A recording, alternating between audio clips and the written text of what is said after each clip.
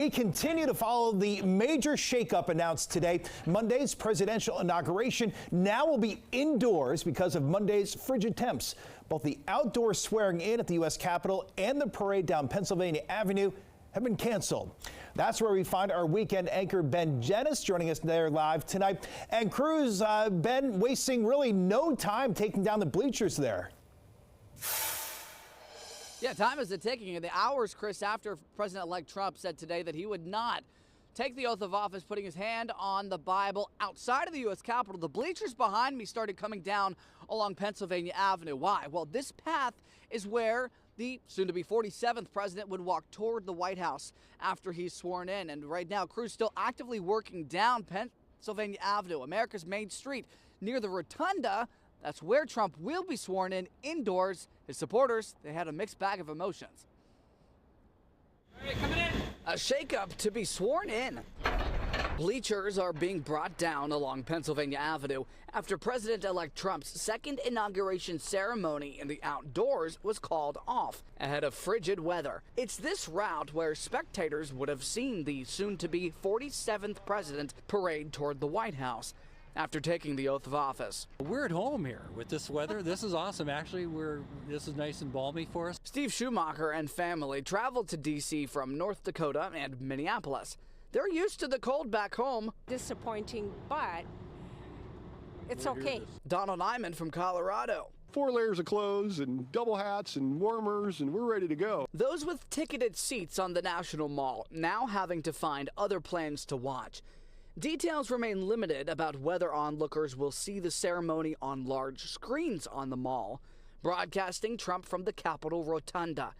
A stage is already being built there to accommodate the transfer of power.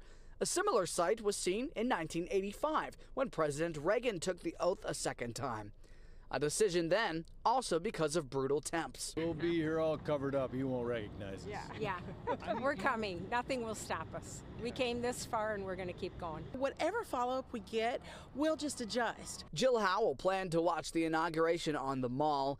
In town from Alabama, she's taking the ceremony change in stride. Of course we were disappointed, but the biggest thing was if you liken it to a marriage ceremony, a wedding versus a marriage, we're more interested in the marriage with President Trump than just the ceremony. Again, here's another look at those bleachers risers that will come down in the coming days. President-elect Trump had already been scheduled to host a rally Sunday night, not far from here, at Capital One Arena. Rinse and repeat come Monday. After he's sworn in, he'll have another event there in lieu of the parade here on Pennsylvania Avenue. Now, details at this hour unknown about ticketing, who might get in and when. But tonight, new. The Secret Service says that they could anticipate, us here in D.C., those who live here every single day, could anticipate some impacts around Capital One Arena as how we walk, of how we drive, and how we take public transit. Chris? Yeah, Ben Dennis reporting in D.C. All right, Ben, before you go, I know the mayor's office in D.C., they built about $1.5 million viewing stand. It was all heated, really nice. Is that coming down as well? Can you see that right now? Or let's actually give you a live shot of this outside of what's de facto City Hall, the Wilson building. That booth right there is what we're talking about. The city reportedly paying a pretty penny to put that up there, the figures you just mentioned there, Chris. That is not yet coming down, but we've got a couple days until the inauguration. Now, whether it's completely down by the 20th or not, that's probably not going to matter. The new president's going to be sworn in at the Capitol, and the parade's not going to happen here anyway. But in the coming days, we'll see more of this infrastructure come down along what's called America's Main Street. Ben Dennis, D.C. News Now. Back to you, Chris. All right, we certainly will. Our Ben Dennis reporting live tonight in D.C. Ben, thanks for that update.